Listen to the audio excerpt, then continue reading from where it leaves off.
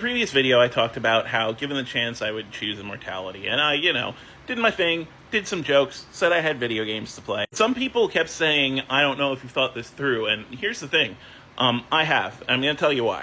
I have grappled with suicidal ideation. That's where the desire comes from grappling with suicidal ideation. First time that I experienced it, I was a teenager. Oh, trigger warnings for people who may have experienced it in the past. I came from a fairly emotionally abusive household. I had no friends, and in high school, there was a watch list of people who were potentially suicidal that got leaked.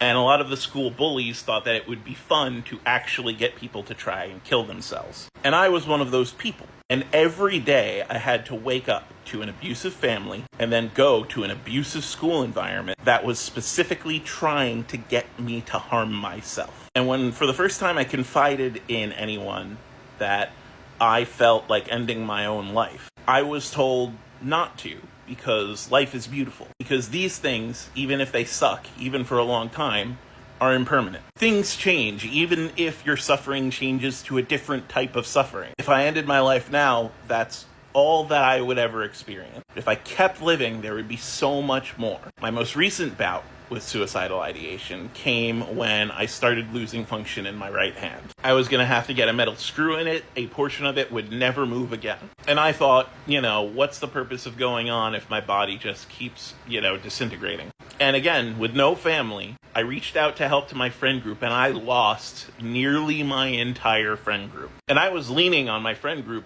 like family, because I had no family. I haven't spoken to my biological family in 10 years. But I have a good therapist, and you know what she said? It's never too late to reinvent yourself. Sure, your time as the person who had full functionality in their right hand, is over, and you could grieve that. Sure, your time as the person who had these specific friends is over, and you can grieve that, but live the next day. Make new friends, experience new things, see what life is like with a different hand that functions differently. It is always worth going on. Life is always worth living. So when we talk about the idea of immortality, I, by default, cannot think of any option other than choosing immortality. Because if I fall into the pattern of thinking that you say here, that eventually life just gets bad enough, right?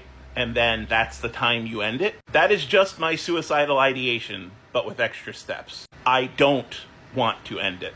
Life is worth living. I am living out of spite, despite my brain telling me to stop, despite all the bad things that have happened to me, despite the tragedies that I've lived through. I'm choosing to continue on. And so given the choice to continue on, I will. You don't get to tell someone who is suicidal that life is beautiful and worth living now, and not beautiful and worth living 1,000 years from now, or 10,000 years from now, or 1,000,000,000 years from now. Life is beautiful and worth living, period. And the way people casually talk about ending themselves, I feel like they're the people who haven't experienced what I've experienced, which is that depth of despair.